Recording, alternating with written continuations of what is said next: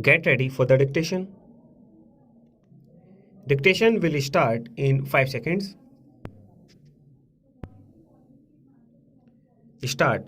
Mr. Vice Chairman, the Minister of Railways has given us some impressive figures regarding route mileage, the number of passenger trains that run every day, the number of goods trains that run every day, the number of millions of passengers who travel by train. He has tried to compare them in view of the vastness of the country, the large number of passenger trains being run, the large number of goods trains being run, and the big route mileage. He has tried to show that the number of accidents that have occurred is not quite alarming.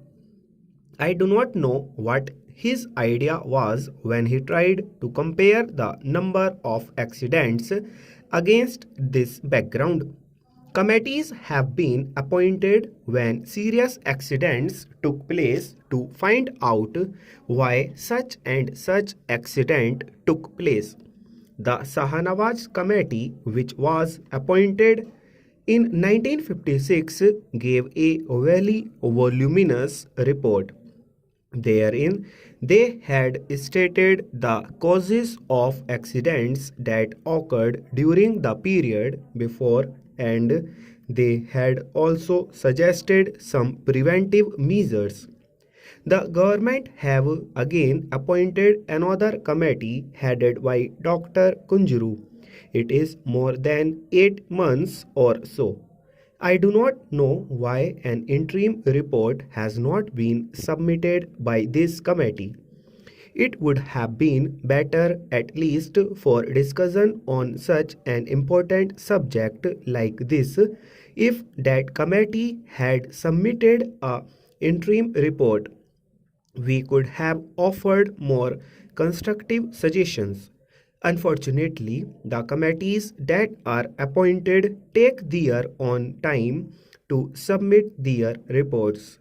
Maybe the government is partly responsible for they may not be cooperating with the committee in giving all the material that is necessary for the committee to come to some sort of conclusions and give their findings on such an important question.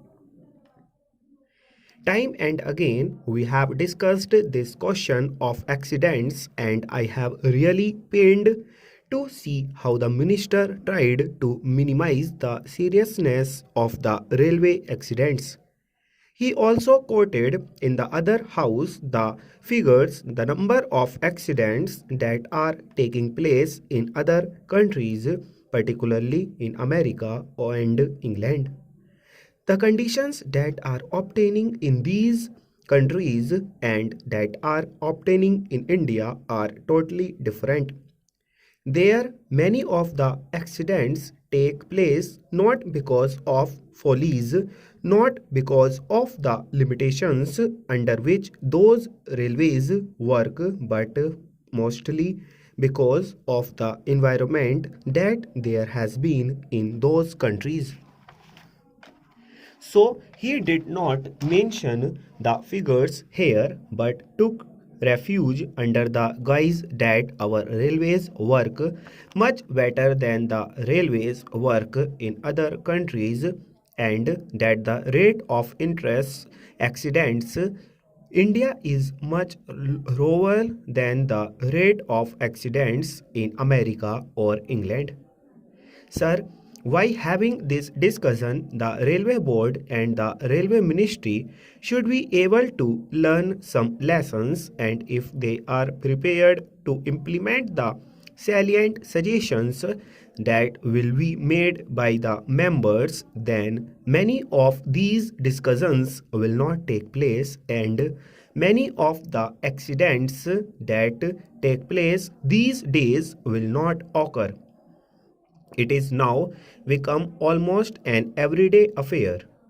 After the statement was made by the Honorable Minister in this House and the other House, another accident had occurred to a deluxe train. It is therefore incumbent and imperative on the part of the Railway Ministry to see whether they could avoid these accidents. Many of the accidents that have occurred not because they are accidents but because of the wrong things done by the railway ministry. When a train leaves the station, care is not taken to see whether it has a defective engine, defective locomotive, whether proper check was made of it, whether the bogies that are attached to the train are properly checked up, whether the screws and bolts that are there are properly placed in their proper places, and so on. These are all things which if properly inspected, will show whether the train is fit for travel or not. If these things are properly adhered to, many of the accidents will not occur.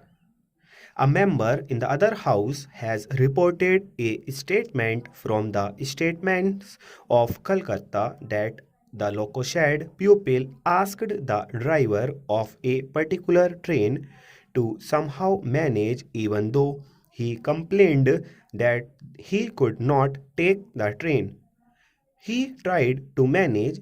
When the train arrived very late, he was said to have been manhandled by the crowd for the late arrival of the train, and he is reported to have stated to the correspondent that, in spite of the protest that he made, he was asked to take that locomotive, which was very defective. Last year, similar accidents occurred, for instance, the Ranchi accident. It is also reported that the engine driver protested when he was asked to take the train because the engine was defective. But in spite of his protests, he was forced to take that engine and an accident occurred. I am glad that an inquiry commission has been appointed to go into the cause of the accident. Full stop.